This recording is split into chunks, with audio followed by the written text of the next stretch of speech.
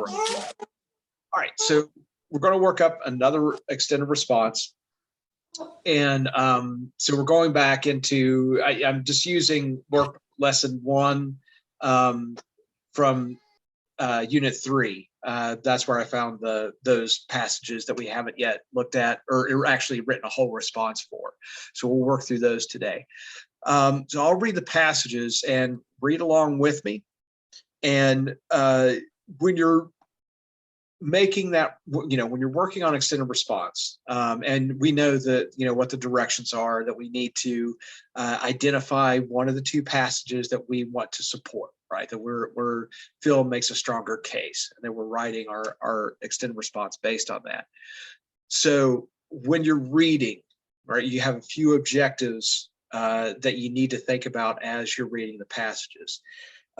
First off, you want to make sure that you understand the argument for both of them, right? You want to know their point of view on whatever the topic is that both are talking about, that you can identify their thesis statement or their major claim and argument. Second, while we're doing that, you want to start looking at the points they're making and how they're making them. So if we should be able to look at our little web of points here. Is that it right there? Yeah. So do you encounter, think as you're reading through them, obviously, any type of their claim or point of view for starters, right? So their overall argument, and then see if you encounter any of the other points here, making note of those as you go along, so you can reference those later. Those may be, things that you want to discuss in your extended response when you get there. So thinking about the reasons they make, the evidence they use, the tone, rhetorical techniques or responses, to counter arguments. All of that's fair game, and you could use those multiple times. If they have multiple pieces of evidence, they have multiple reasons, it's fine if you want to use those for your points more than once. So you're thinking about that as you read. So their major claim, then thinking about the points that they're making. And then along the way, you should be able to decide which one by the time you're reading both of them. And you might, very soon, before you finish the first one, you may decide, well, I don't like this one. Or you might decide, well, this is probably going to be the one that I want to write, that I claim is the better choice to write about. So by the time you finish, though, you should have a pretty good understanding of which one that you want to support in your extended response. So that's sort of the 3 steps that you want to make sure that you're thinking about when you're reading, right? It's that active reading kind of mentality that you got to get into. What's their claim? What's their major argument? What points are they making about it? And which one at the end here do I want to write about?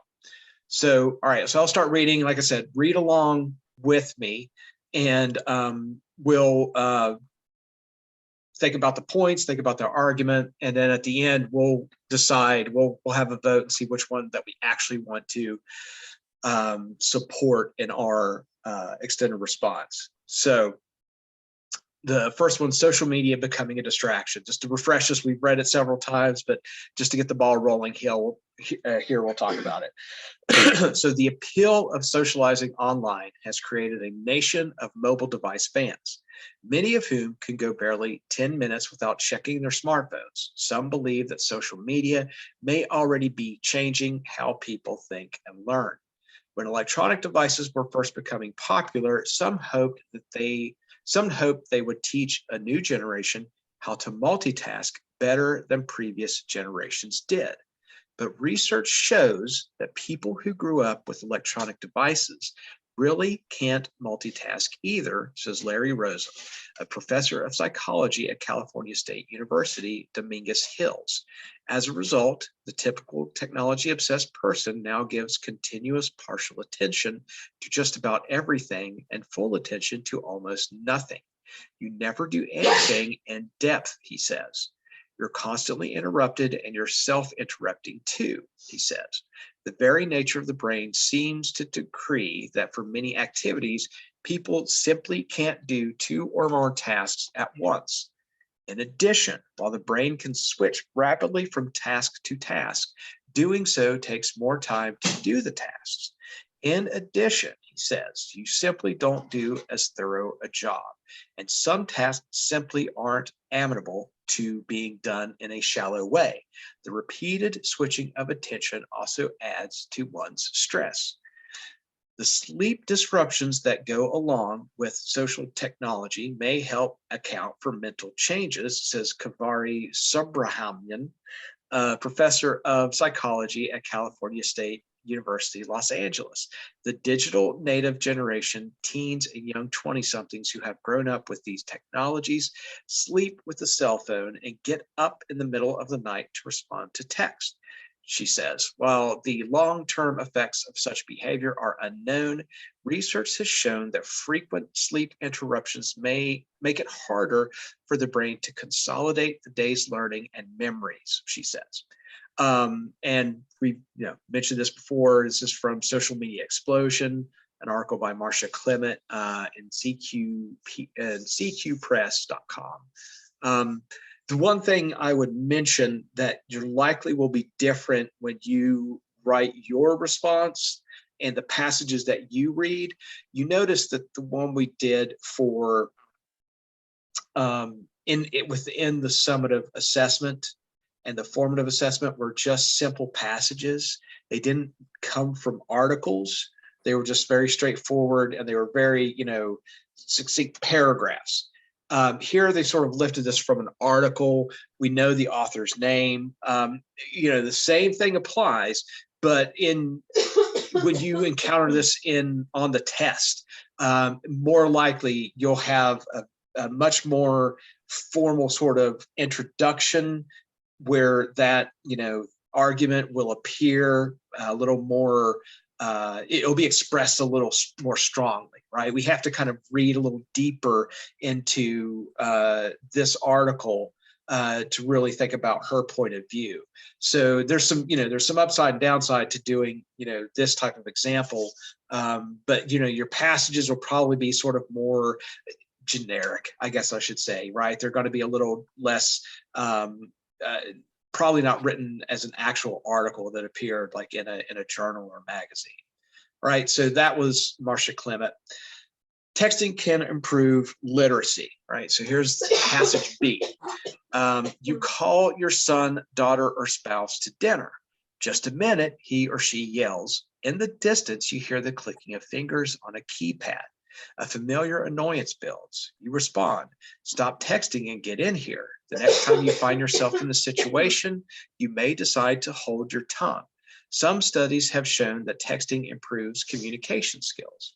Researchers at Coventry University have found that texting is about more than wasting precious time and annoying family members. In reality, texters may be improving their literacy skills, Dr. Beverly Plester says. The more exposure you have to the written word, the more literate you become, and we tend to get better at things we do for fun. Recent criticisms that text language, including abbreviations and contractions, for example, may begin to appear in formal writing, have not proven true.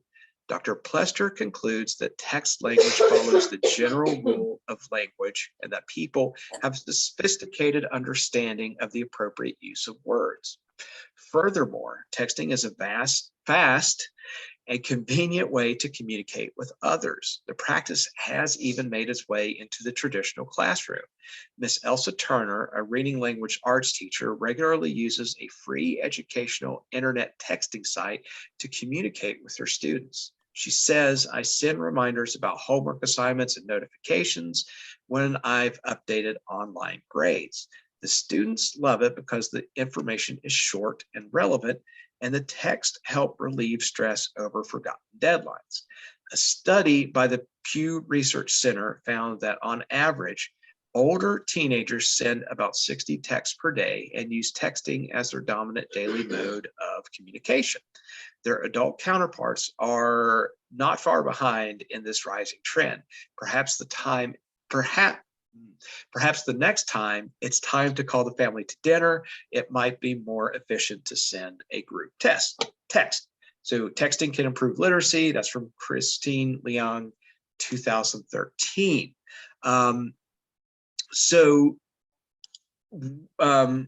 Now we've read them both.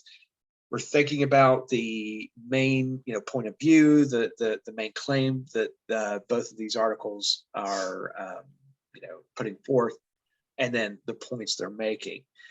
So, we want to start with which one would we like to support in our response. So, what do you guys want to do here?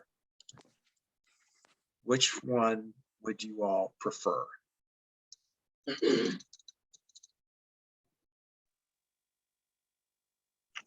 Second passage. Oh. Second one. Before, okay, now we're getting difference here. Okay, so I got a vote for, let's see, Nilda said the first one. I also said first. The first one? The first one? Okay, so are we going with the first one then? Yeah. Yeah. Okay, all right. No, I'm choosing the second one. No, we'll use a democratic process today. We'll be a democracy. So we'll use the first one. And these are not, they're pretty well matched, right? Because they both use we'll talk about that. We'll talk about that rather than kind of jumping ahead. So if we're using the first one, right? So that's, already, that's one of the big challenges we've taken care of. So next up, we want to, figure out which points that we like from the first one that we can sort of compare and contrast with the second. So looking back through the first one here, what do you want to use for our individual points? And I'll, reference our image again here. Like I said, this is just an example we can use. Kind of makes it easier sometimes if you're kind of running into trouble with finding, points to make. But you can use multiple ones of these. You can use emphasis, you can use tone more than once, or you can try to sort of mix it up. So this is evidence, rhetorical techniques, counter arguments. What do we see in that first article that we would like to use to point out, as far as the claims that they make here for our claims?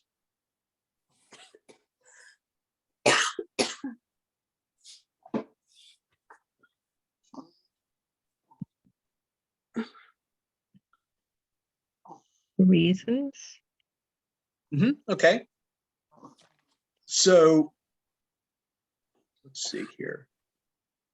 It's passage one. So looking at our reasons, right?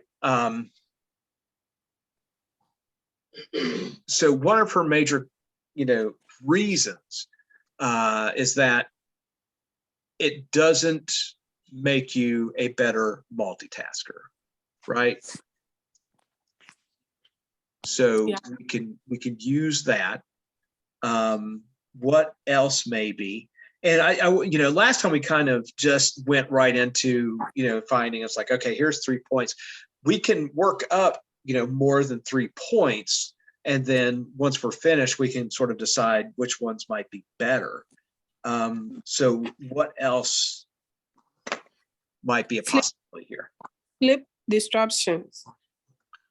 Sleep disruptions. Yeah. Okay. No, there's another good reason. Okay. What else? What of self-interaction? What was that? Self-interaction. Now, what else, like, as far as like, not just reasons, but, thinking about some of those other, do we have like a, rhetorical use, or do we have reasons? What else might, is there an appeal anywhere in here? And I'm just throwing those out there. It doesn't mean that they're necessarily in this passage, but what might be something else that we could use? The tone. What was that? The tone. Tone? Okay. Yeah. What do you think about the tone? The first passage particular, it uses negative tone though. Yeah, and I guess when you're critical of something, that's a lot of times it's gonna sound negative, but it's also a professional tone, right? Mm-hmm. So that's a possibility. We could say it's professional. What else might work here? The evidence or Okay, that's a good point. Just a sec here. Evidence. Point of view. Point of view. Okay. So, in here, we're sort of brainstorming, right? It's like, okay, we see several reasons that'll work. And that's, sort of should be part of your process, both as you're reading it and as you go back and you're deciding, what am I going to use? So we have several good reasons. We have, we could talk about tone. There's good evidence here. Her overall point of view, right? Those are all things that are certainly, fair game that we can add into our extended response. So let's maybe dig a little deeper. So evidence-wise, what do we have here that's relevant?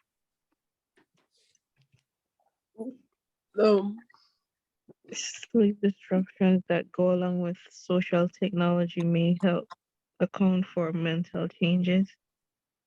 Okay, so, and let's see, we have this, oh, no, we have two different experts, right? So I just want to see, let's see. Actually, one sec here. Okay, yeah, we're good. So let's see, where was that? Which one did you say?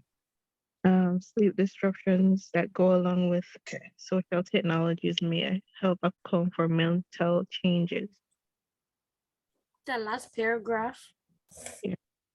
Yeah, I got it. And so, for starters, that's a reason. And then for evidence, right, we have her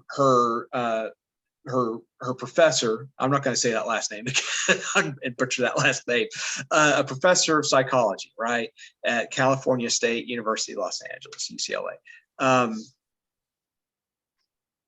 So let me say here. So sleep disruption, and for evidence, she's pointing to this professor. Okay. So there we go. And I was going to point out this as far as rhetorical devices, right? So, that's something else that we could think about as far as, if there's any rhetorical devices they use here. The other one uses an analogy, which we could talk about. But, just thinking more about some other potential points that can be made. So we have several reasons. We have, the failure to multitask. We have evidence provided by an expert there as well. So remember, that's an appeal. That's what do they call it? Appeal to morals, right? Or ethical appeal. So we have some an idea stated from him, and then we have the main reason. We have sleep disruptions, multitask failure. We have evidence for those. The overall point of view. Building up, there's a lot to work with right there, right? And we can make a good case for all of those. It's strong statements. So we would want to balance that with what we could find, as far as like using similar points. Now, you don't have to make a direct comparison, right? Like, this person uses this reason, this person uses that reason. But you want, try to sort of make them the mesh, right? So you would want to do the same thing here, but you're also considering that's like, well, if I'm less convinced by this, right, you're going to want to sort of make that point as you're writing. So even though this person uses this idea, right, they use this reason, I feel that, passage A has a stronger reason than passage B. So, but we want to maybe find a few reasons in here and evidence, maybe point of view and tone that we could also use. So what would we want to use that we could sort of match up with passage 1 to use for, sort of writing as our contrast to passage 1? What's a few things that we could point out about passage 2 here?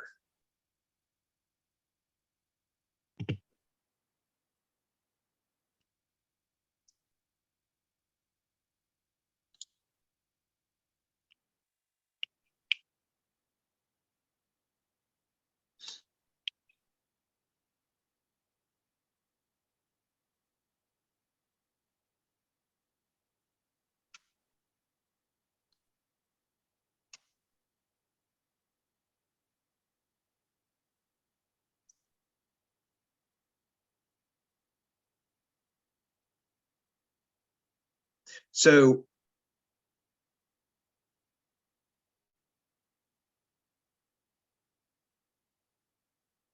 she makes one of her reasons, one that I'm drawn to, that's it.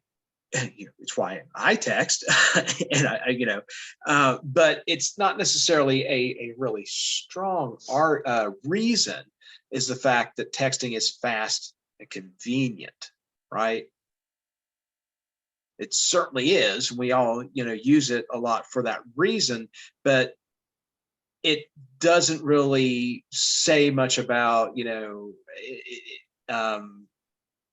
whether or not it's, yeah, it does make life easier.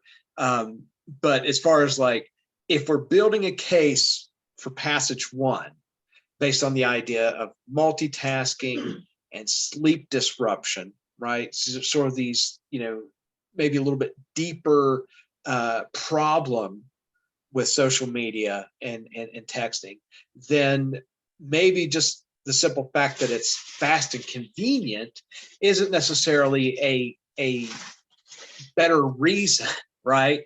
I could stay awake all night if I drink a bunch of caffeine, right? But is that necessarily a good reason not to get 7 to 8 hours of sleep every night, right?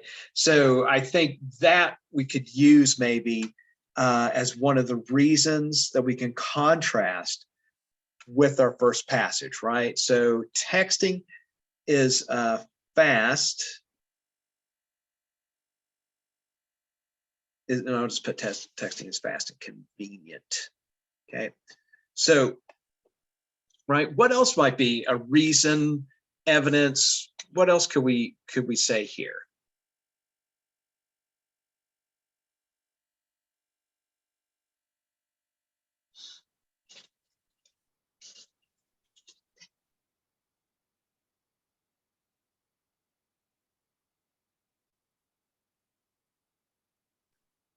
What's another point that we might be able to make?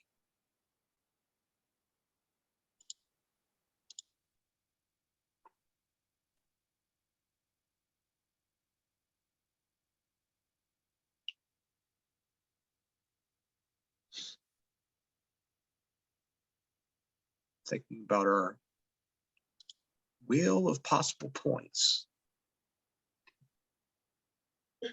What else comes up in passage 2 that might be relevant here? Evidence. Evidence, yeah. So she definitely uses some evidence from an expert. So right, so she says she just have Beverly Plester here. So right? A couple points. Well, she uses two, right? As far as like both as a sort of an appeal to ethics and as evidence. So for one, she has Beverly Plester, right? So, and this person, Dr. Beverly Plester, who's a researcher at Coventry University. So texters may be improving their literacy skills. The more exposure you have to the written word, the more literate you become, right? So we could put evidence, Beverly Plester, just to reference her later.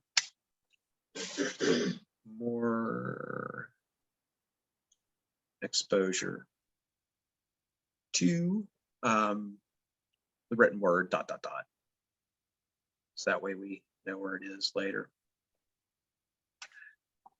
And then I'm just going to go ahead and throw out there too. We had her other evidence was from Elsa Turner, right? Who's a reading and language arts teacher that uses, free educational internet texting site to communicate with her students, which is also evidence.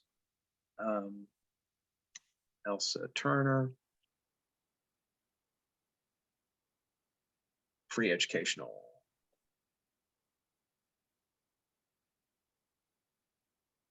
internet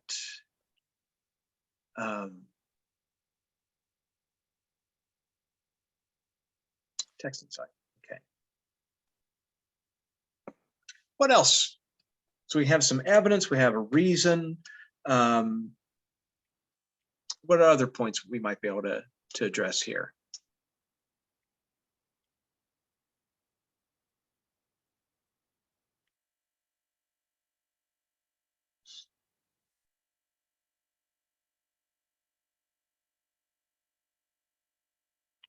Anything on our list or on our web here that jumps out at us?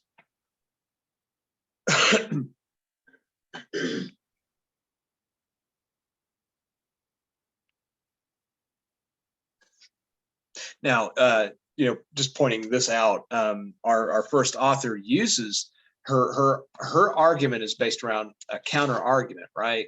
That idea that we're better at multitasking because of social media and smartphones. Just throwing that out there. That's her main argument is basically a counter argument. So she's using a counter argument there. Anything else?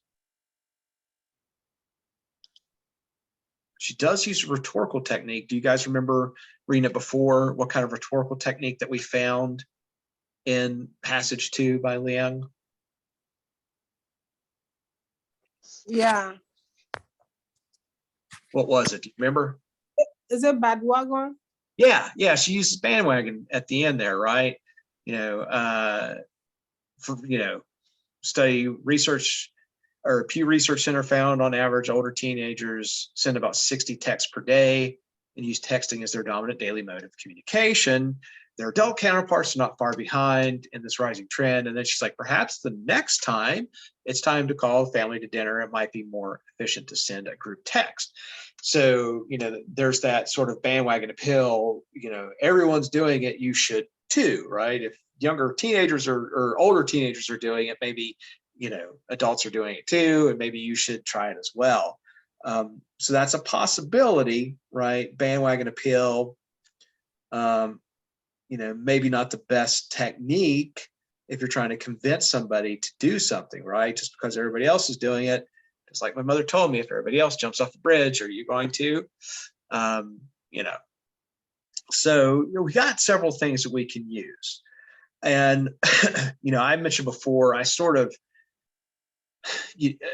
I'm more of one to just kind of plow into it and just start writing and working out the details as I go.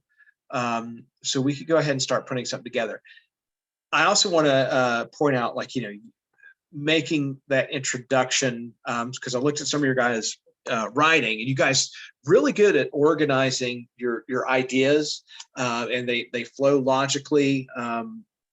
you know, it was just, you know, there are certain parts where like we can work on connecting, you know, paragraphs together a little better, or making a little bit stronger introduction and conclusion.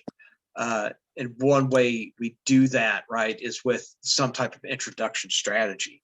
So when we start writing, we might want to lead in with a quotation, you know, citing some evidence, or, you know, an action or a reaction, you know, something like that. And I just realized, pointing out our second passage here, we get that, right? She doesn't just jump into her, you know, I'm, you know, pro texting and believe that we should all, you know, that there's nothing wrong with texting and research shows this, blah, blah, blah. She leads in with sort of this anecdote, right? You know, you call your, or an analogy, you call your son, daughter, or spouse to dinner, just a minute, right? So she leads in with an introduction, putting the reader into this sort of scenario. So go ahead and get our Word document here. What might we want to try? And I'll look at our like introduction strategies. And yeah, you could use, you know, the same thing. I mean, they have conclusion strategies here as well, but if you'd want to lead in with a factor statistic, you can do that as well. Or you know, making a connection to the audience. You know, I think either way is kind of fair game, and they're not that far apart, really. You know, some of these strategies. So what might we want to try to get the ball rolling?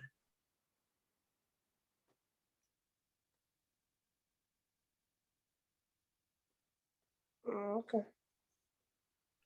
Oh.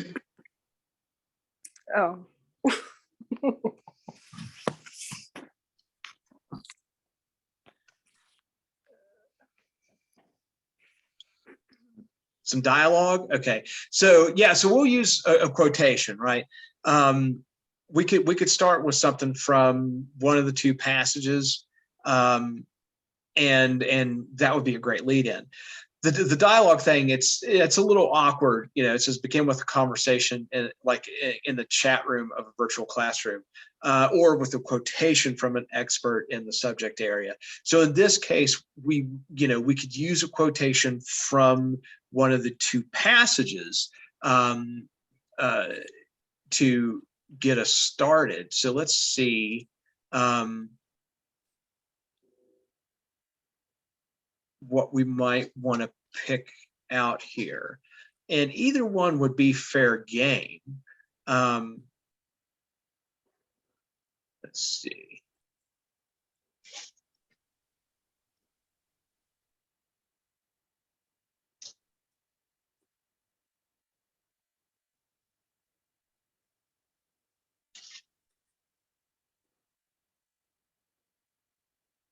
So we could go with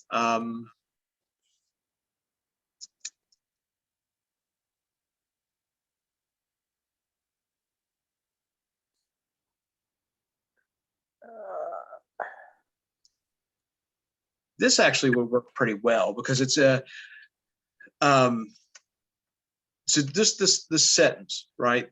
This we could quote here because it's broad.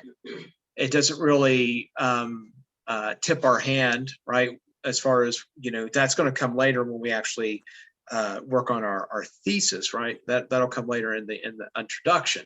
But here we get a broad sort of general statement that will tell the reader, you know, what these passages are about and what we're writing about.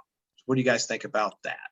When electronic devices were first becoming popular, some hoped they would teach a new generation how to multitask better than previous generations did. Could we open with that? Sounds good. Okay. Yeah. I'll do a little copy and paste job here.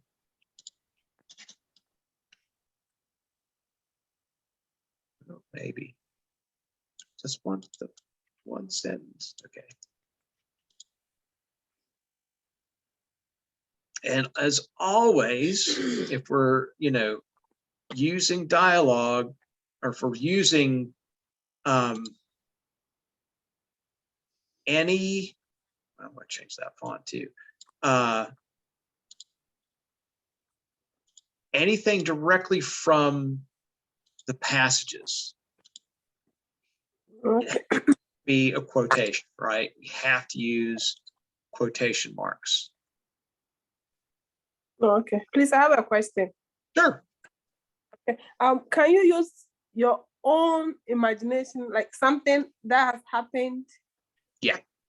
Yeah, in this spot right here, you can be a little more creative.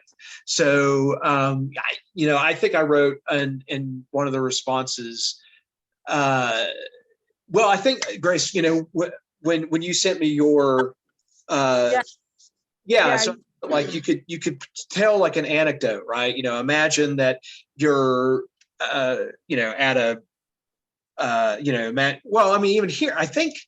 Didn't we see a piece from this earlier? Or I felt like we read something where it's like, imagine you're standing behind someone at the grocery store. Yeah, And, it was. Yeah, okay. It was the comments you made. Yeah. Yeah. So yeah, you can write like that. You can just you want to grab the reader's attention. So, you don't have to pull something straight from the article. You can use, something, more imaginative, and, and even, concerns like, like I've mentioned that too. It's like, the concerns over distracted drivers has grown. And yeah, you know what? Heck, we're just going to do that. Because I remember they said someone got bent because of this incident. She was using a phone whilst cooking, and then she got bent due to that. Okay. So yeah, or distracted. Okay. Yeah. So yeah, you can. That's a really good example, right? So I'll use distracted driving, and you wanted to make it pretty broad. You don't. I mean, you could use either an analogy. You could use something about a distracted driver, a news report. Anything's really fair game for those opening sentences, right? And you can word it however you want. You could use sort of like an analogy where, consider, this situation and put the reader into it. Or you could say, this is a concern for a growing number of Americans, or any strategy like that. But that's just a good opener. And like I said, that way now they get a sense of already what you're writing about. And you can work right into there with your next sentence or two with just what the passages are about, how they're have opposing points of view on this certain idea, and then finish up with your your thesis. So yeah, well, we could put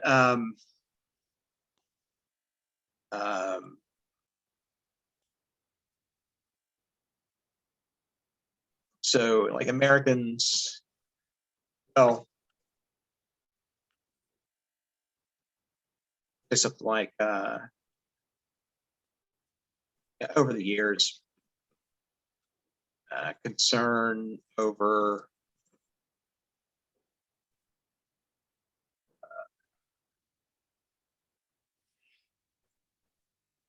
distracted driving caused by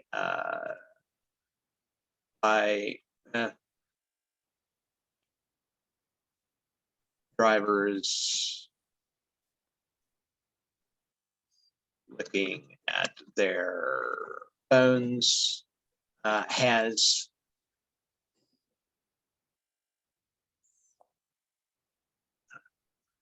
become an increasing concern among, I would say, Americans. It's all over the world, but we're just just pointing it towards some group of people, right? Or motorists. I'll just say motorists, among motorists, right? Vehicle drivers, whatever you want to use. So we have our first sentence there, right? sometimes that's the toughest one, is just getting something on paper, and starting. But if you have something kind of creative that you can start with. So, we're starting with over the years, concern over distracted driving caused by drivers looking at their phones has become an increasing concern among motorists. Okay. And I'll share that with you guys in the chat if you want to. Why can't I copy that? Copy. Okay, here we go. It should paste it here. Okay. And then now here we have, that's something else that I want to point out, right? Since we're using sort of two actual articles and not just, sort of generic passages, we have the author's names, so we could use that. You might be kind of forced to use, the author of passage A and the author of passage B when you actually take your test. But here we can just refer to actually, Marcia Clement and Christine Leong. So, let me find my, yeah, there it is. Okay, so over the years,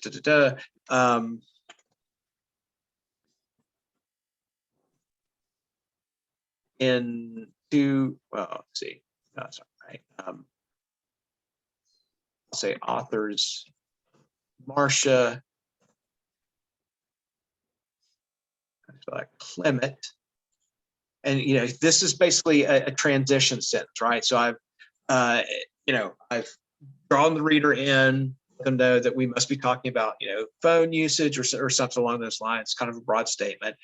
Now we're going to give a very short little summary about those two passages. So authors Marcia Clement and Christine Leong, write about, offer, explain, detail, any type of verb that you want to use there. So authors Marcia Clement and Christine Leong, I'm just going to say give opposing points of view on the use of social media and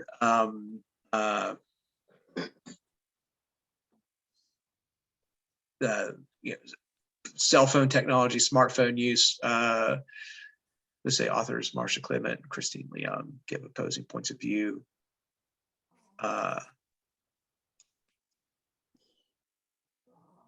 Social media and cell phone usage, we'll say that. Cell phone usage. How do you guys feel about that? Now you see we just very broadly, right? That's the two elements that really appear in both those articles, social media and cell phone usage.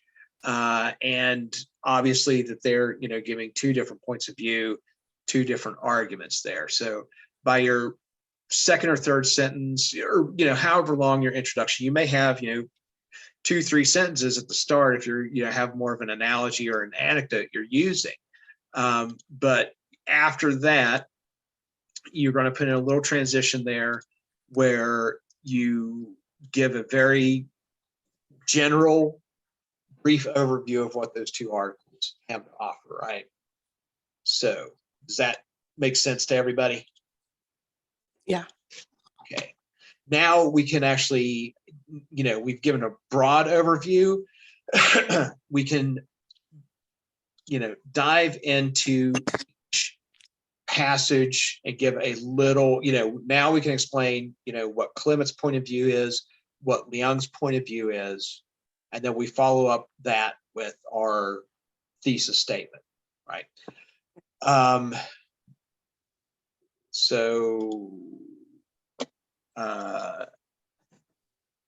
And at this point, after we've sort of, in this case, I can just refer to them by their last names now because I've introduced both authors. So Clement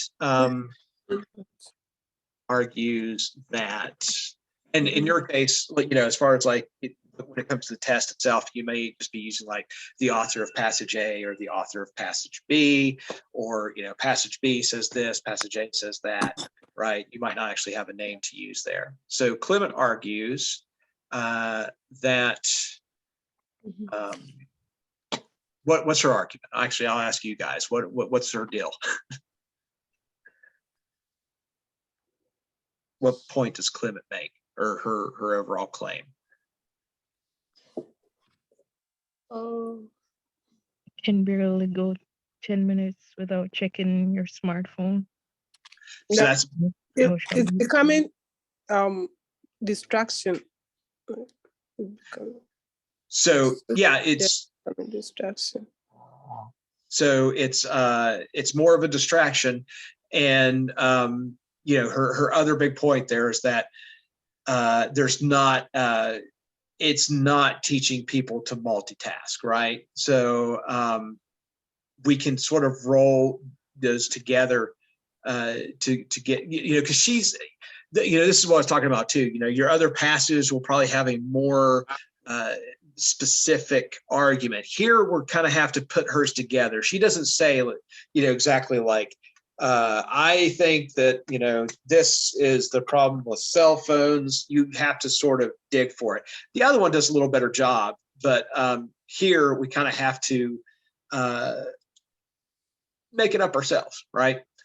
So Clement argues that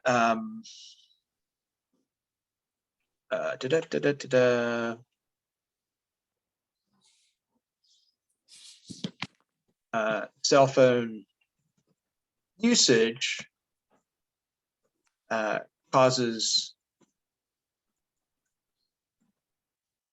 more of a distraction than teaching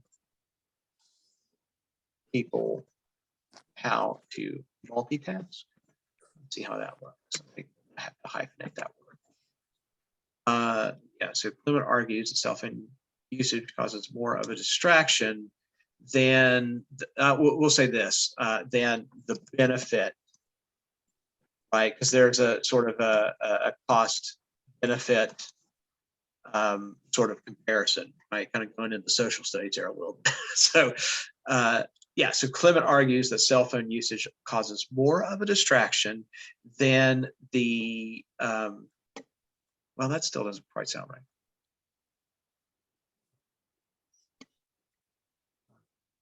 Providing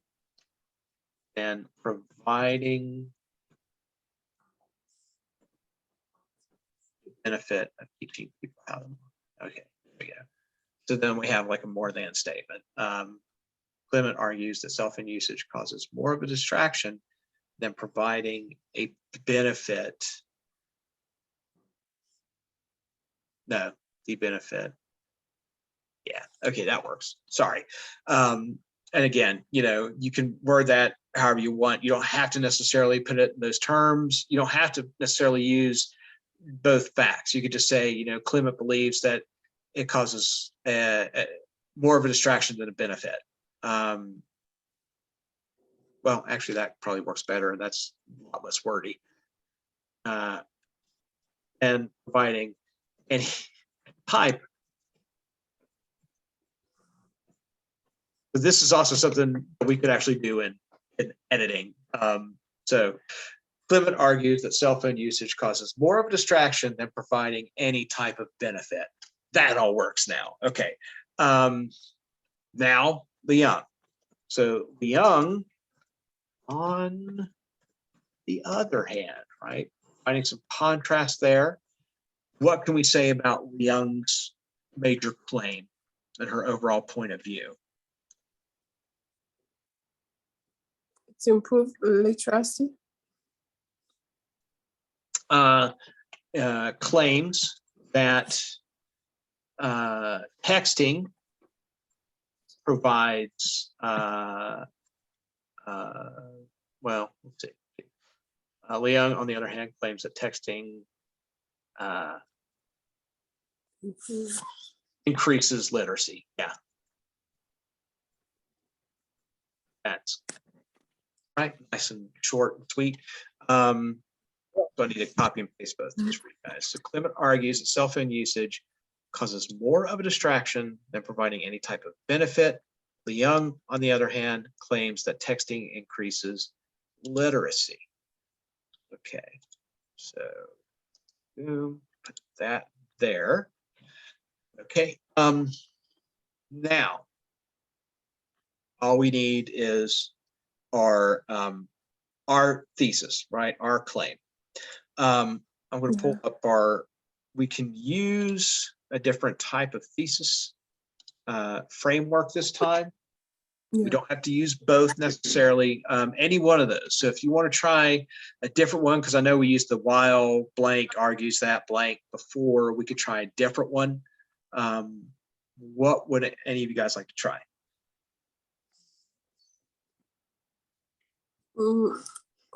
Wow.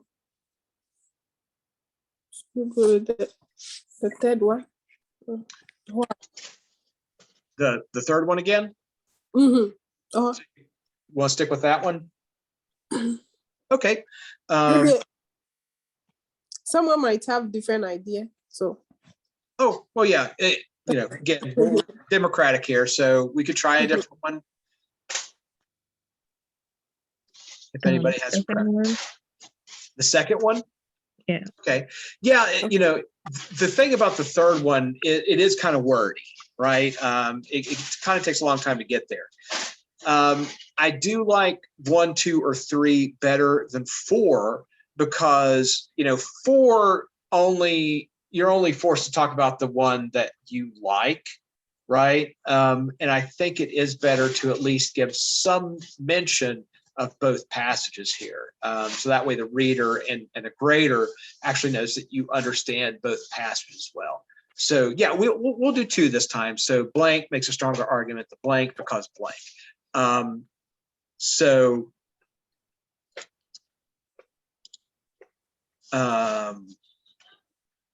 Clement makes a better argument and Leon because I got that all. Yeah, or makes a stronger argument. We'll go ahead and say stronger. Makes a stronger argument than Leon because of just say her reasons and choice of evidence. I mean, that's whatever you guys want to use. What I would point out, at least, we may talk about 3. I wouldn't necessarily say that you have to put all 3 in the argument, but like your top 2, whatever points that you're going to make, here's where you want to, discuss them to some degree. We don't have to get into detail. We just say, Clement makes a stronger argument than Leung because of the reasons and evidence she provides, or her use of, tone and evidence. I would, just try to at least get 2 of those in there. So what's your thoughts here?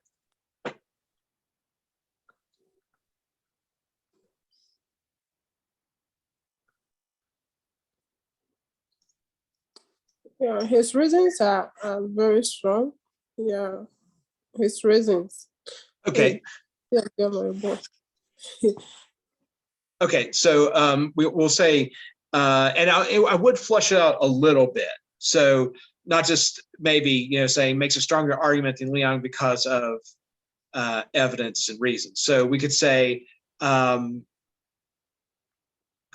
makes a stronger argument than Leon because, we'll say because she uses more. I don't use relevant. Uses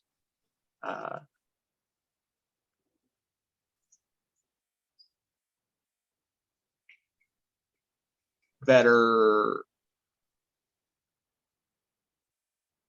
reasons and her evidence is more persuasive.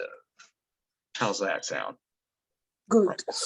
Just, yeah, you want to, just, because the idea there is like, okay, you're saying that you like this one better than that one because of the evidence reasons.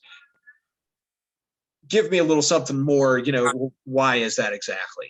So in this case, we find that, she has better reasons and the evidence is more persuasive, or more relevant reasons, persuasive reasons, stronger evidence, better, uses better expertise, refers or cites better experts.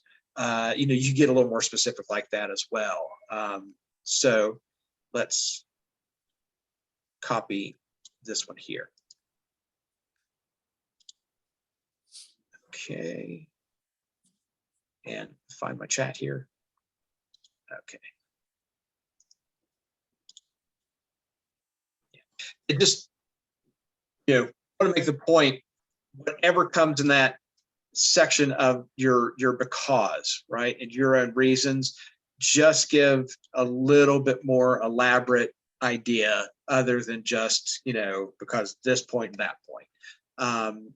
Give the readers a little, understanding of why you think that's the case. So Clement makes a stronger argument than Leung because she uses better reasons and her evidence is more persuasive. Okay. I think we need a comma right there. We could actually do that in editing, but we'll go ahead and take care of it. Okay, so that will lead us to our first paragraph and the first points that we want to compare and contrast. What do we want to lead with here as far as our point to make?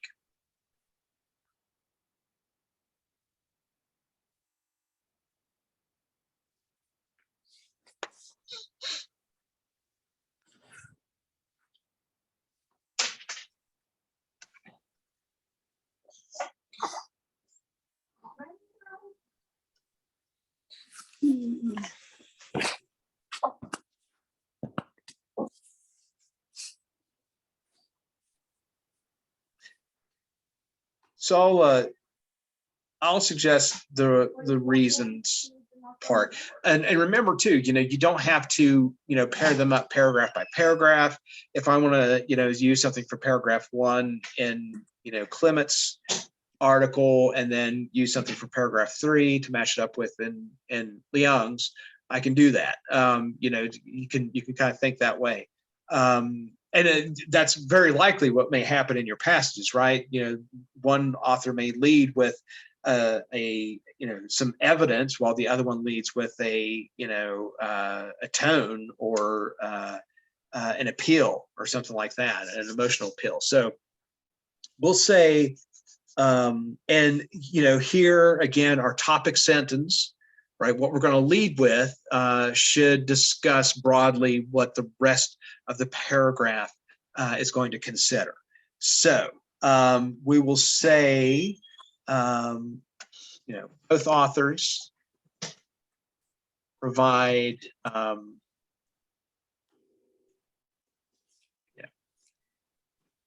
interesting reasons to support their claim, right? It's very general topic sentence. And then we can sort of get into there.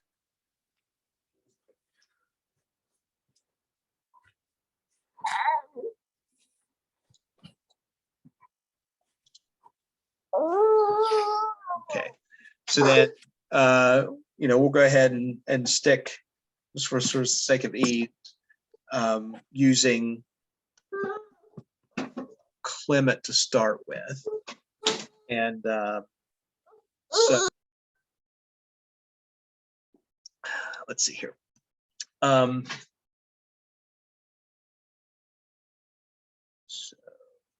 So we'll go with multitasking, right? So both authors provide interesting reasons to support their claim.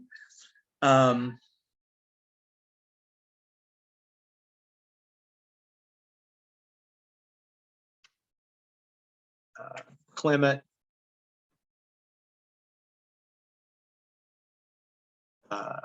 states that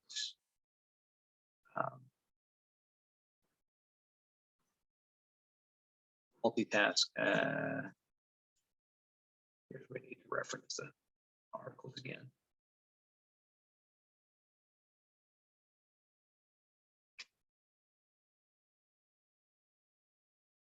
Oh, okay. We'll say it like this. Clement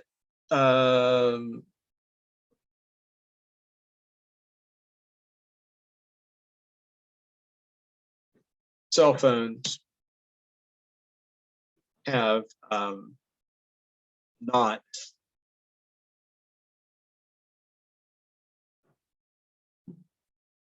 taught people to multitask.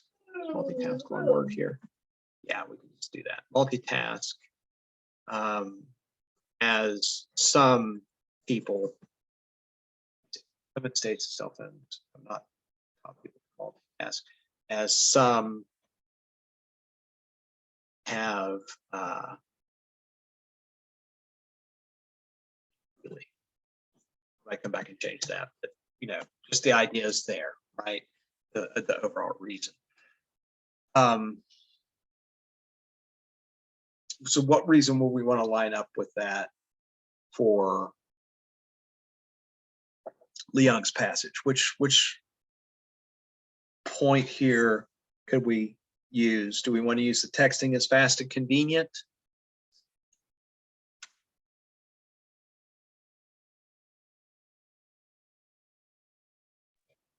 Yeah. Okay. Yeah. So, I think those are two good points to make. So,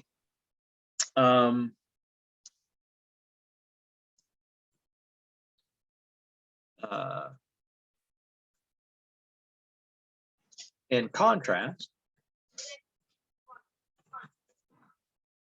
Leung says, or I'll say, provides. I don't like that. Let's say claims. Leung claims that texting is a fast and convenient way to communicate.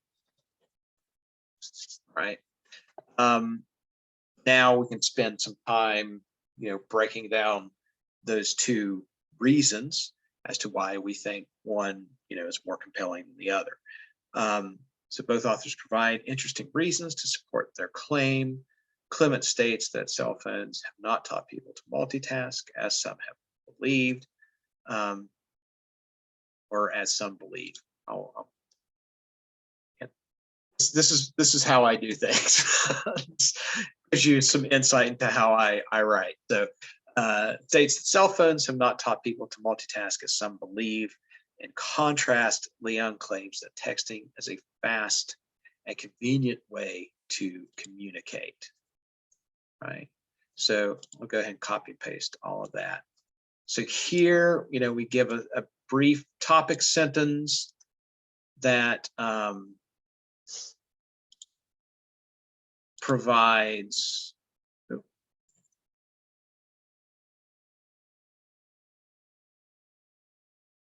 okay. Yeah, all right. So there you go. Topic sentence, right, leads into what we're going to focus on for this paragraph. So we know we're looking at reasons. We're going to contrast to both authors provide interesting reasons to support their claim. Clement states that cell phones have not taught people to multitask, as some believe. In contrast, Leung claims that texting is a fast and convenient way to communicate. And then maybe a sentence or two where we just say, we find this one, stronger than the other one. This one, there's no template for it. There's nothing, it's just your own thoughts that you're using here as to why you believe that's the case. So we can say both, or I don't want to leave with both again. So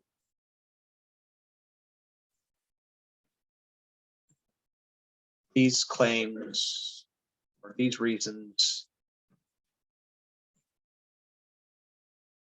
will both no,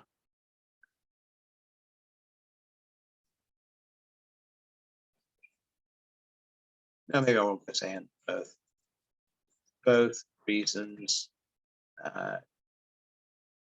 have merit, just whatever you want to say, but Clement's statement or Clement's reason,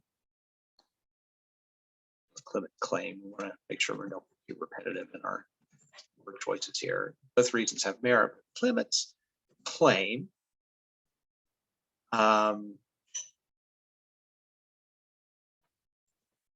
provides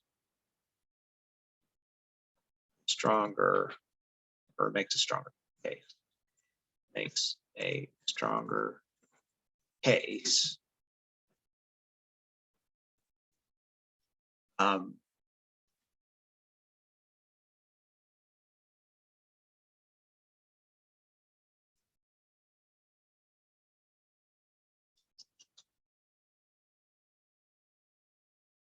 And then for Leon, we can say something about it's, while it is, don't want to use contractions, while it is true,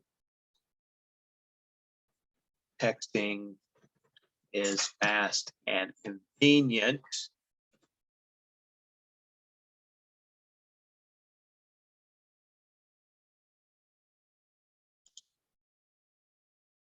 This reason does not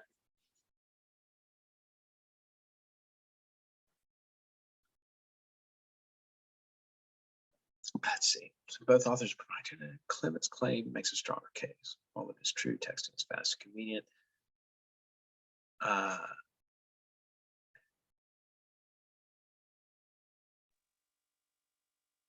But it is but it can cause a distraction because most people can't go more than 10 minutes without checking their phone or something like that. Yeah, there you go. So yeah, something along those lines. It doesn't address the concern of distraction, or you could even think more broadly, like so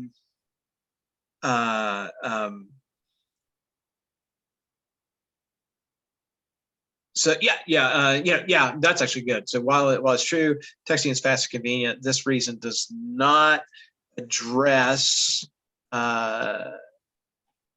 greater concerns like distracted driving. Beautiful. How does that work for you guys? You like that? Mm-hmm. Yeah. That way, it's just, thinking about why we like that one claim better. And, for that, yeah, okay, yeah, it's fast and it's convenient and we do it all the time, but, is it more of a detriment to society than a benefit, and why that might be? So that's kind of what I was thinking. I was like, while it's true, it's fast and convenient. This reason doesn't address whether it's a detriment to society as a whole or something like that. But you could be more specific as well. So let me go ahead and throw that in there in the chat too. So where we leave off in contrast. So both reasons have merit.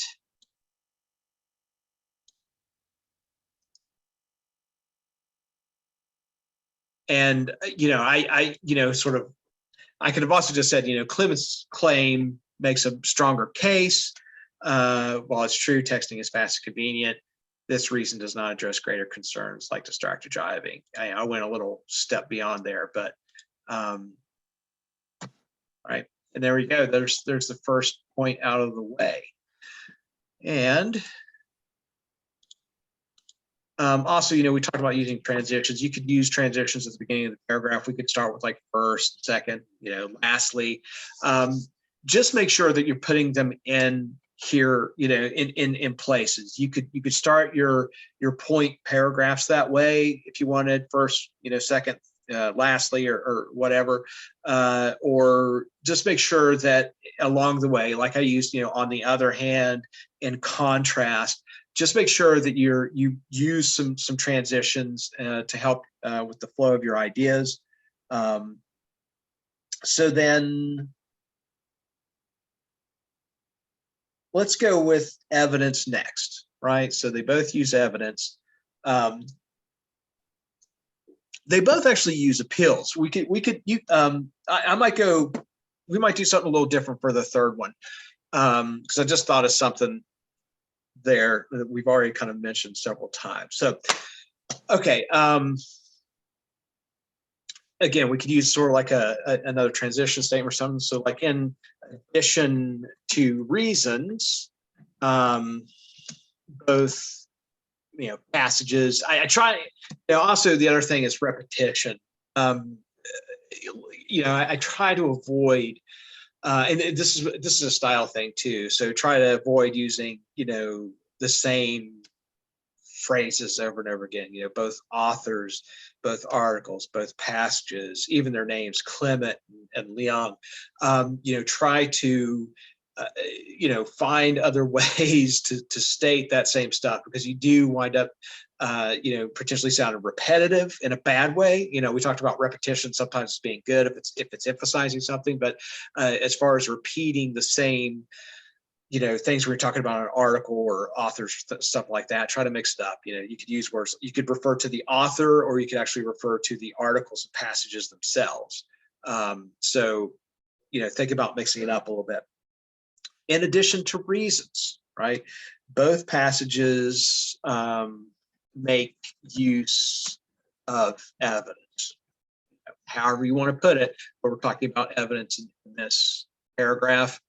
That's all we need, right? We just need a topic sentence that lets the reader know what's going on here. So then, of course, our supporting sentences there, our supporting passage or phrases will be, directed back to that topic sentence. So Clement refers to Professor so-and-so from so-and-so. Let's see, look at his name again.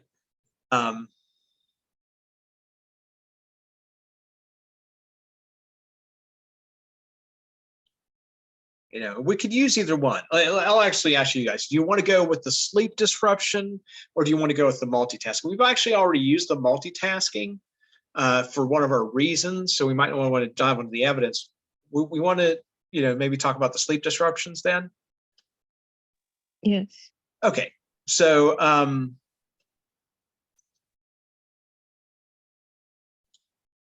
in addition to reasons, both passages make use of evidence.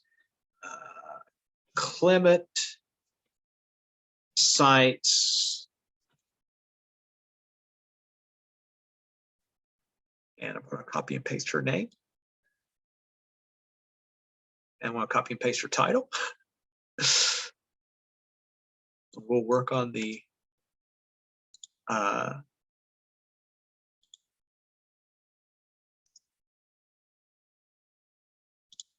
format when I get it back over here. Okay, so the wonders of technology. Okay.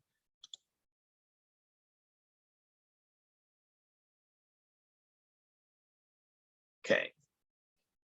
So there's just over, I'm going to make that one sentence so it doesn't get too long, right? So Clement cites, and remember, CITE is when there's one of those words that gets confused a lot, is when you are referencing somebody's work. SITE is like a construction site. And then SIGHT is if you're, like your vision. So Clement cites Kavari Subraham, where that name is, a professor of psychology at California State University in Los Angeles. now we'll reference the professor. So whatever that name is.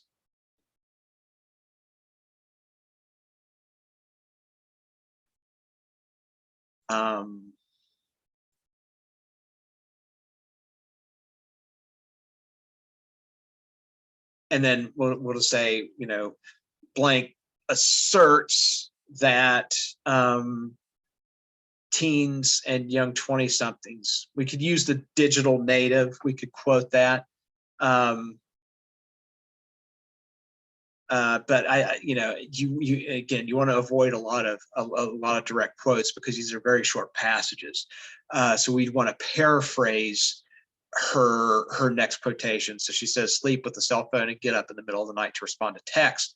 While the long-term effects of such behavior are unknown, research has shown that frequent sleep interruptions make it hard for the brain to consolidate the day's learning and memories. So putting that into our own words,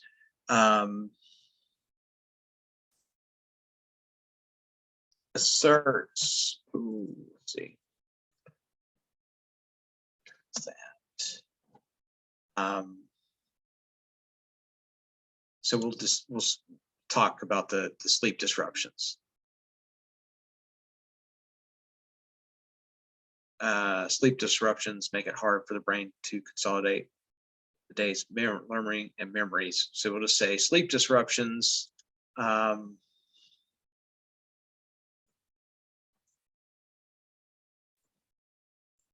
affect memory and learning, right? We just, you know, paraphrasing here, putting it in our own words, memory and learning.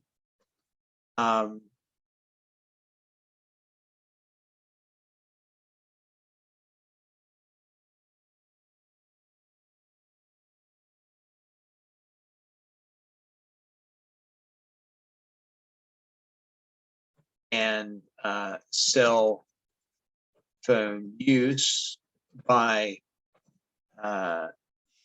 digital, and I'm not going to even use, I want to say, and cell phone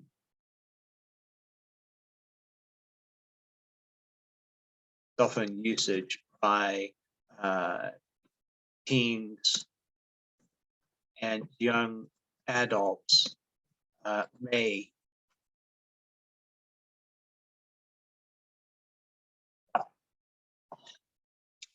cell phones use, wait a minute, asserts that sleep disruptions affect memory and learning, and cell phone usage by teens and young adults at night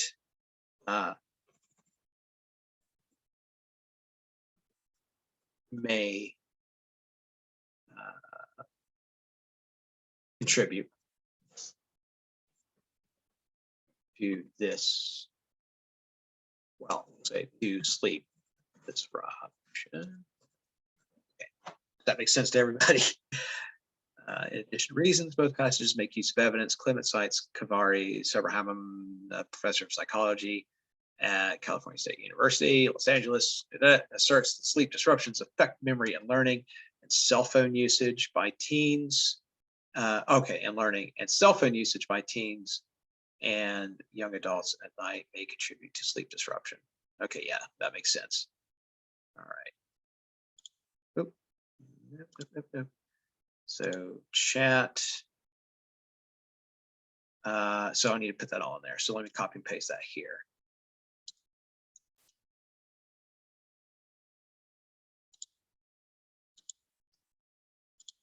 Okay. Y'all still with me? Does that make sense? Yes, it makes sense. Okay. Yeah. So we're just, you know, that took a little bit longer explanation, but we want to make sure that we are getting to, you know, those points, right? That we understand what the evidence is, who's used the, or, you know, where the evidence comes from.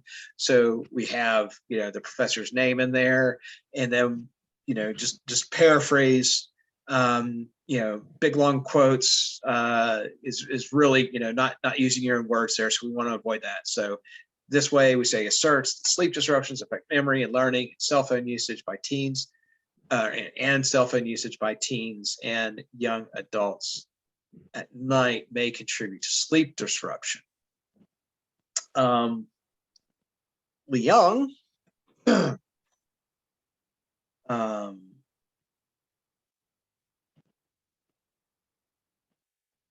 and we can use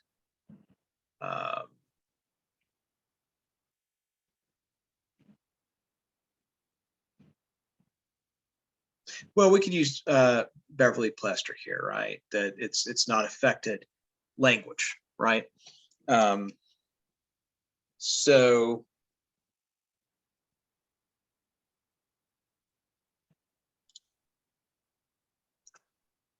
cites Dr. Beverly Plester from say a research from Coventry University. Plester states that cell phone or texting. Let me look. Plester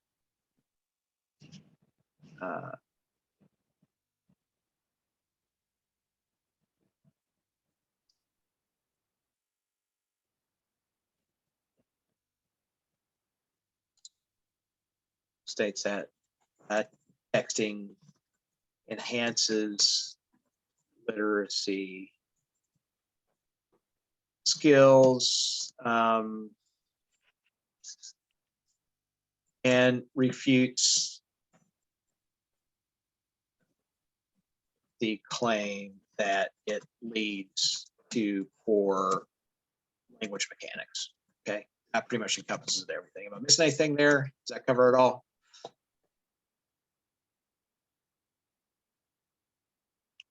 I think that covers it. Okay.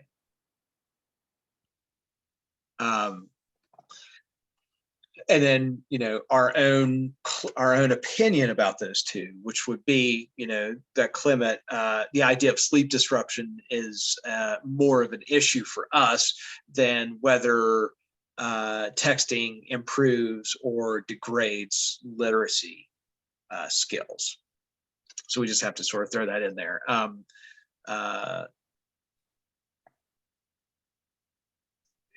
So we could say both authors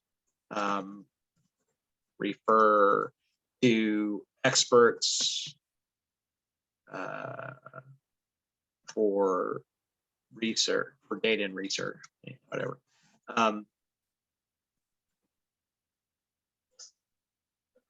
However, Clement's evidence is more persuasive because the potential loss of memory and or potential. Okay, now what's going on here? Okay, this. That's not all right.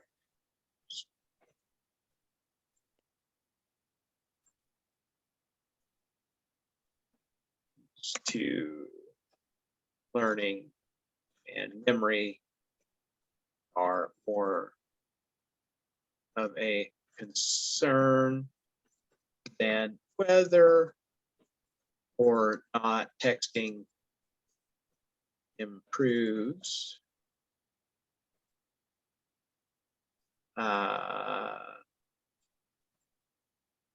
literacy skills. There we go, paragraph 2. All right, so copy and paste that.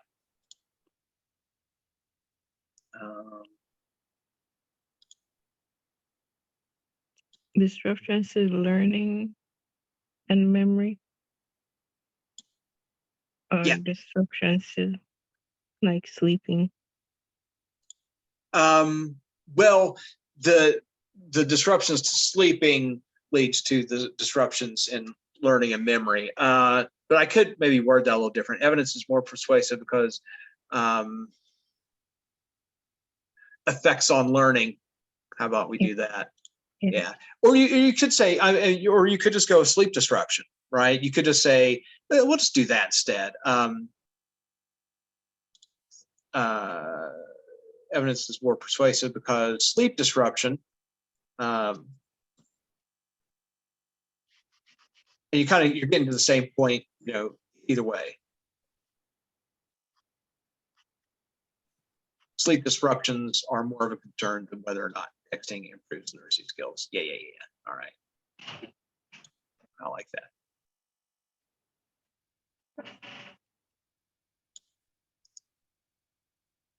Okay, copy and paste. Okay. All right, and then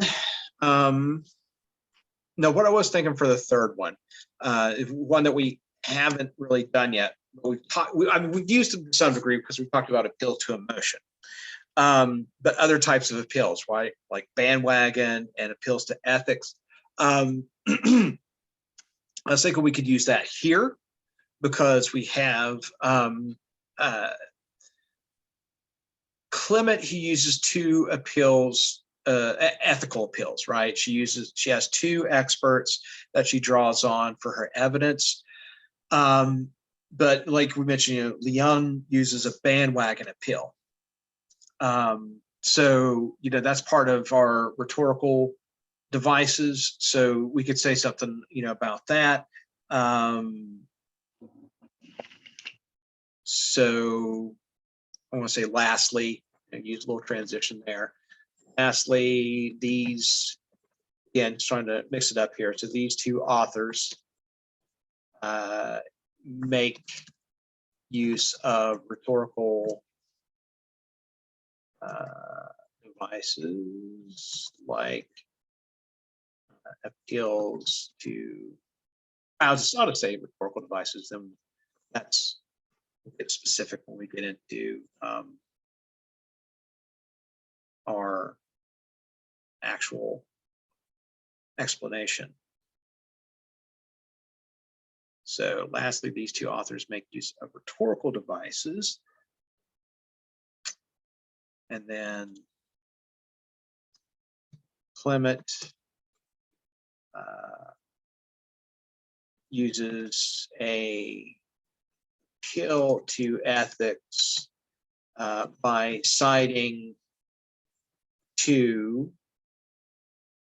experts in the fields of, they both psychologists. So Larry Rosen, professor of psychology. Yeah, two psychologists. So lastly, these two authors make use of rhetorical devices. Clement uses an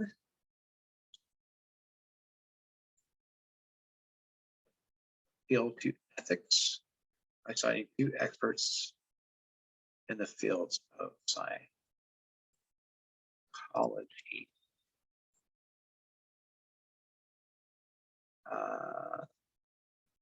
Leung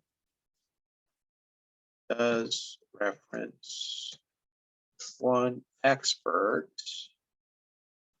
but she also makes a bandwagon appeal in her art.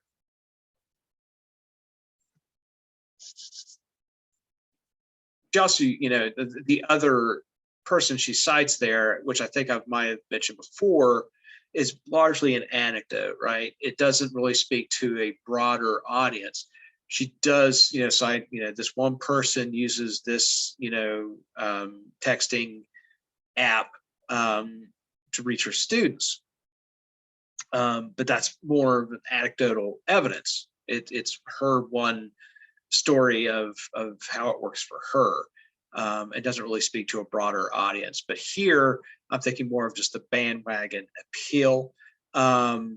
So I'm going to dig a little deeper into Leon side of things. So Clement uses an appeal to ethics by citing 2 experts in the fields of psychology. Leon does reference 1 expert, but she also makes a bandwagon appeal in her article. I could actually make that one sentence by suggesting that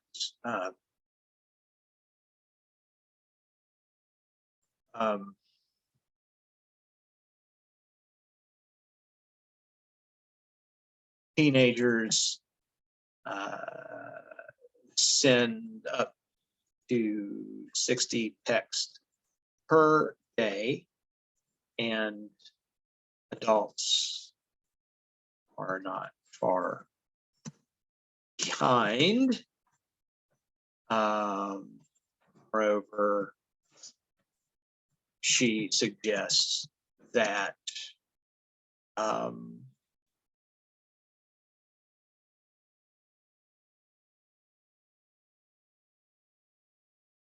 families should attempt. Man, what is going on with mine? What just happened? My keyboard was freaking out there. Let's see if hopefully I can get to. Okay, there we go. So up to 60 texts per day. Adults are not far behind. Moreover, she suggests that families should attempt to communicate more often via text. Yeah, I think that kind of explains both of those pretty well. Does that make sense to everybody?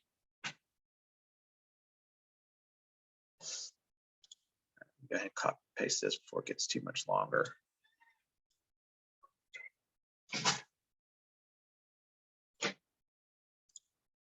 Okay, glad you guys are sticking with me. I know this is a lot of, it can be kind of ponderous putting these together, but I hope working through them, helps give you some insight to what you can do and how you can work through it. So, and then we will just, say why we think that's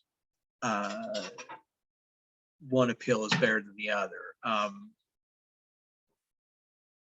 So providing or referencing experts provides a stronger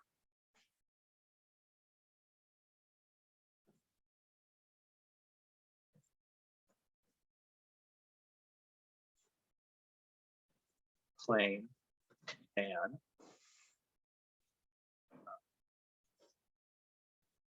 providing a bandwagon kill.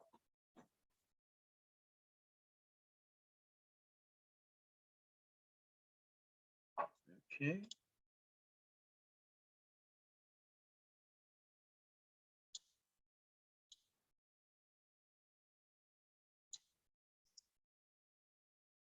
Okay.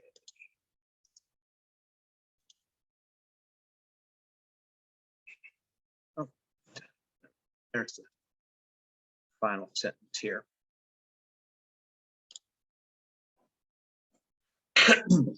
And so then our conclusion, right? The whole objective of the conclusion is to restate your argument in some form. You don't have to. Preferably you don't restate it verbatim. You're going to use some form of just paraphrase it. Just basically pointing out which article, which passages that you preferred best. And then summarizing to a little bit of why you picked one over the other, and then we could leave it with one of the strategies, introduction conclusion strategies. We can lead with a factor or statistic, make some type of connection or anecdote at the end. So for starters, we'll say in conclusion, really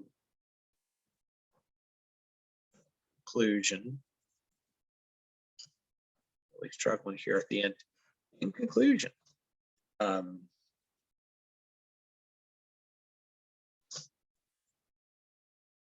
Clement provides a better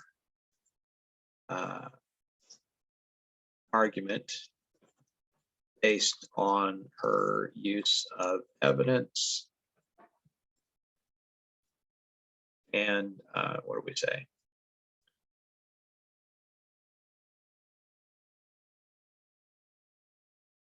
Evidence, skills, and reasons.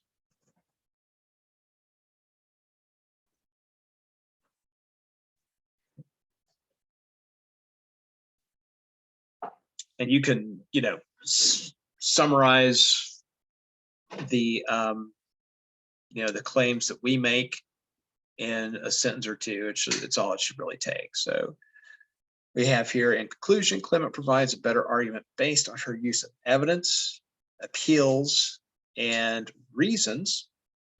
And we just drop in, succinctly what that entails.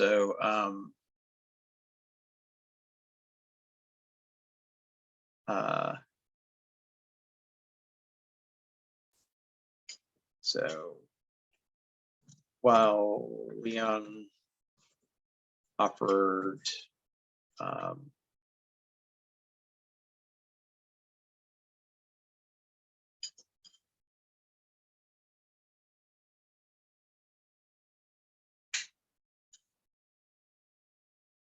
that texting may increase literacy,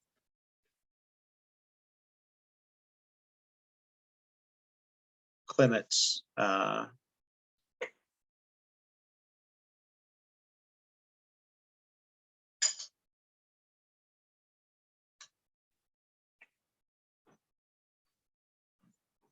Clement stated that cell phone usage has failed to make people better multitaskers.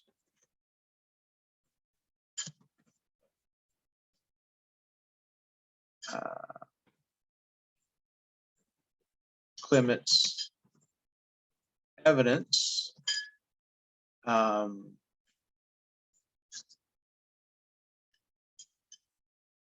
states that sleep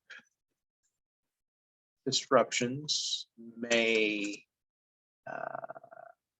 or I would say states that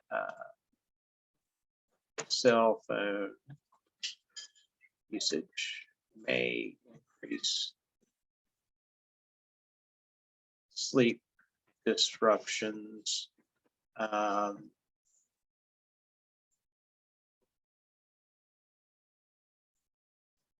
say whereas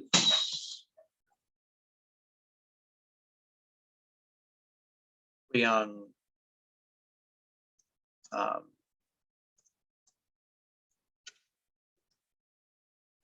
makes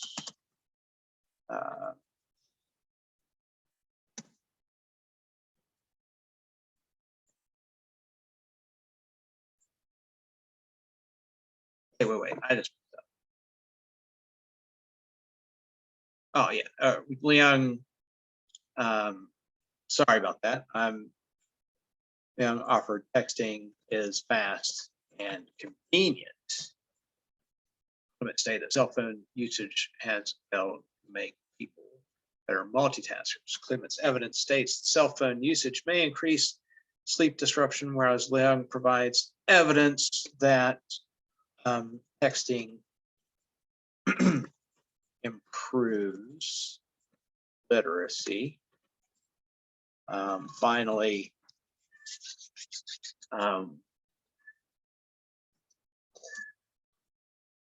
Clement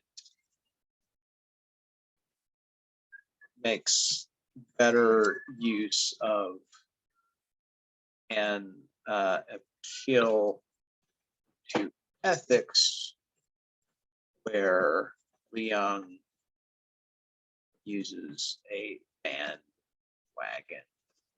appeal. Okay. Right. Summarizing points that we made there, claims that we used. Copy.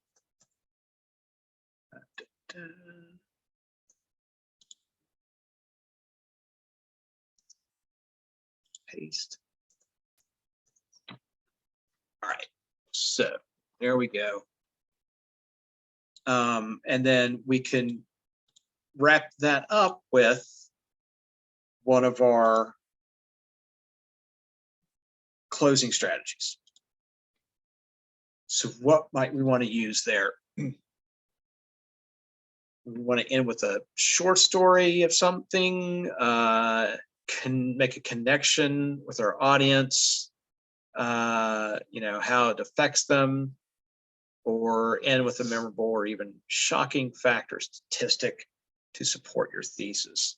We wouldn't want to stray from, you know, what's presented in the two articles as far as facts or statistics go. So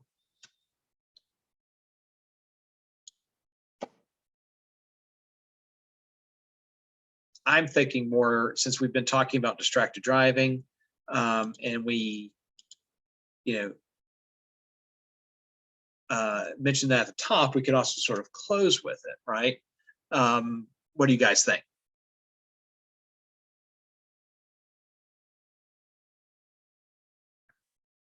Yeah. Okay.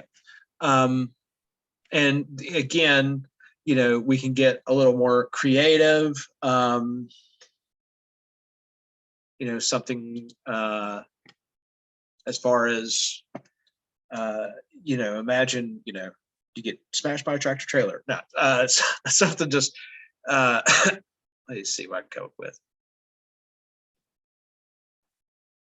Let's see.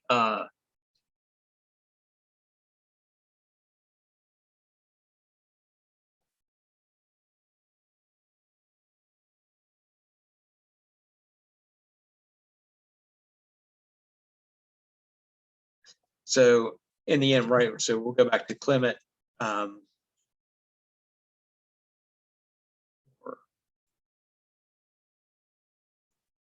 The potential for distracting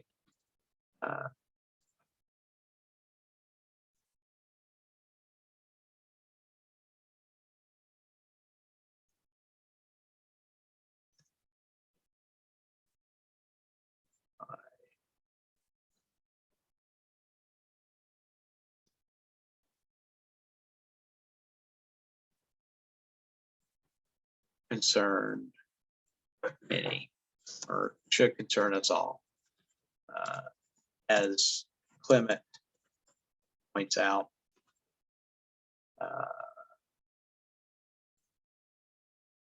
cell phones have not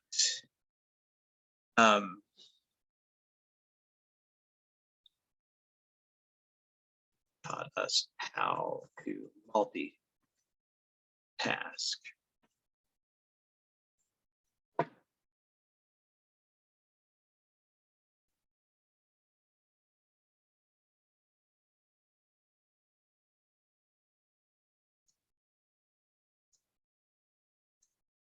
And this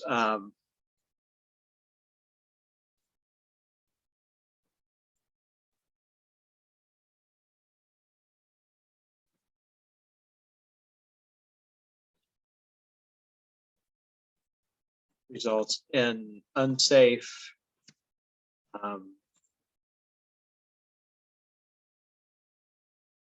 driving conditions for us all on the highways. That might do it. It's sound self-evident to not how want to task. This results in unsafe driving conditions for us all on the highways, which go ahead.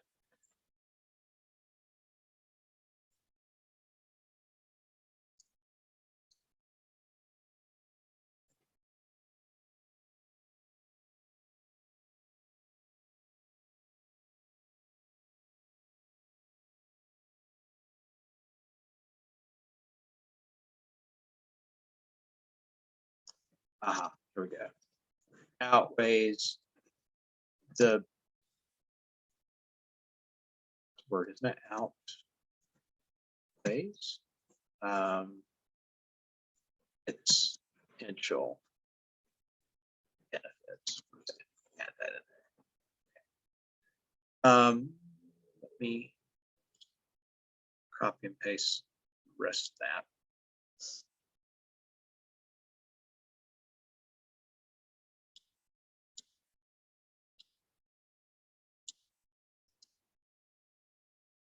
All right, well, I'm finishing up here.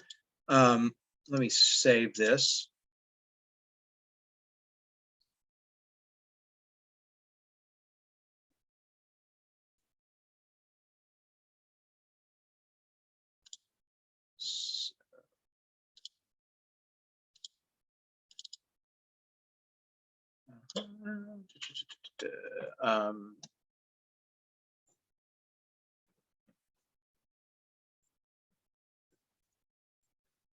All right, so we'll have that later. Okay. So any questions on putting that together? It's a little more work, another example, sort of maybe talking about the strategy a little bit, help some. How are you guys feeling? Is it starting to make a little more sense now? Yeah. Yeah, very much. Okay, good. Any